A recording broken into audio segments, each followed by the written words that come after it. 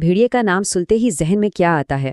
شاید کہانیوں کا ایک برا کردار، لیکن کیا ہو اگر اصل بھیڑیا اس سے کہیں زیادہ دلچسپ، پیچیدہ اور اہم ہو؟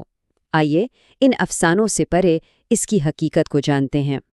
پریوں کی کہانیوں میں بڑا برا بھیڑیا ہمیشہ ولن ہوتا ہے نا؟ یہ کردار ہمارے ذہنوں میں اتنا گہرا بسا ہوا ہے کہ ہم اکثر اصل جانور کو، آپ جانتے ہیں، بھول ہی جاتے ہیں۔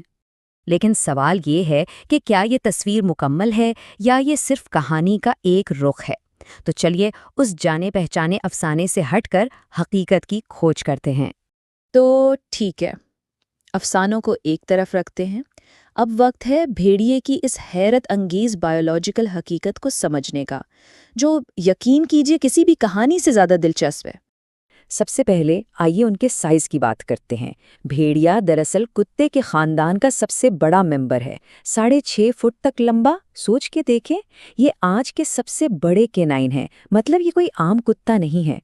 اور ان کی آواز، ایک بھیڑیے کی جو ہاؤل ہے نا، وہ 15 کلومیٹرز دور تک سنی جا سکتی ہے۔ 15 کلومیٹرز! یہ جنگل میں کمیونیکیٹ کرنے کا ایک بے انتہا طاقتور اور خوبصورت ذریعہ ہے۔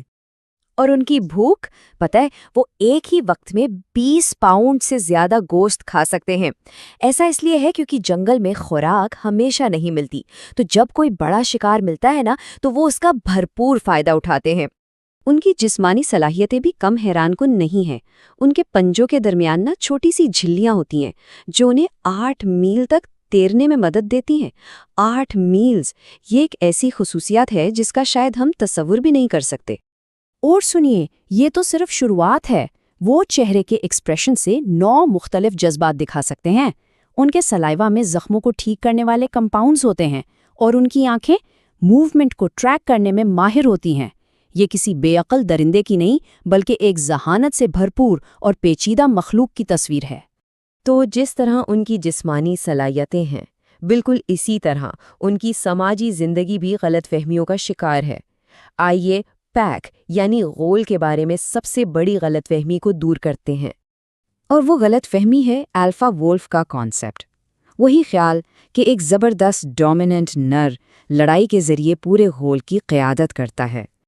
اب دیکھیے، یہ الفا کا آئیڈیا آیا کہاں سے؟ یہ 1947 میں قید بھیڑیوں پر کی گئی ایک سٹڈی سے نکلا تھا، جو ایک بالکل غیر فطری ماحول تھا۔ جنگل میں حقیقت اس سے بالکل الگ ہے۔ وہاں پیکس اصل میں فیملی یونٹس ہوتے ہیں، جن کو ہم الفا کہتے ہیں۔ وہ دراصل ماں اور باپ ہوتے ہیں جو اپنے بچوں کی رہنمائی کرتے ہیں، بس اتنی سی بات ہے۔ اور ان کی فیملی لائف کافی مضبوط ہوتی ہے۔ جوڑے عام طور پر زندگی بھر ساتھ رہتے ہیں۔ ایک پیک 3 سے 20 ممبرز پر مشتمل ایک خاندان ہوتا ہے۔ بڑے بھیڑیے اپنے بچوں کو چبایا ہوا گوشت، آپ جانتے ہیں، ریگرجیٹیٹ کر کے کھلاتے ہیں، اور وہ مل کر شکار کرتے ہیں۔ تو یہ کوئی زبردستی کی درجہ بندی نہیں، بلکہ ایک وفادار خاندان ہے۔ تو جب ہم بھیڑیوں کی اس فیملی لائف کو سمجھتے ہیں نا، تو انسانوں کے ساتھ ان کا رشتہ اور بھی پیچیدہ نظر آتا ہے۔ آئیے اس لمبی اور الجھی ہوئی تاریخ پر ایک نظر ڈالتے ہیں۔ دیکھیے، الگ الگ کلچرز نے بھیڑیوں کو کتنا مختلف نظروں سے دیکھا ہے۔ قدیم روم میں انہیں جنگ کے دیوتا مارس سے جوڑا جاتا تھا۔ جاپان میں تو ان کے نام اوکامی کا مطلب ہی عظیم دیوتا ہے۔ چیروکی ان کا احترام کرتے تھے اور ان کا شکار نہیں کرتے تھے۔ لیکن دوسری طرف بائبل میں انہیں لالچ اور تباہی کی علامت کے طور پر دکھایا گیا۔ یہ تضاد ہی ہمارے اس پیچیدہ رشتے کی عکاسی کرتا ہے۔ شمالی امریکہ میں ان کی کہانی خاص طور پر کافی افسوسناک ہے۔ 1915 میں امریکی فیڈرل گورنمنٹ نے انہیں ختم کرنے کا ایک پورا پروگرام شروع کیا، اور سوچئے صرف 11 سال بعد 1926 میں یلوسٹون نیشنل پارک سے آخری بھیڑیا بھی مار دیا گیا۔ اس کے بعد تقریباً 70 سال کی خاموشی کے بعد 1995 میں انہیں دوبارہ وہاں انٹروڈیوس کیا گیا۔ یہ ایک زبردست ڈرامیٹک یو ٹرن تھا۔ اور اس طرح شکاری خود شکار بن گیا۔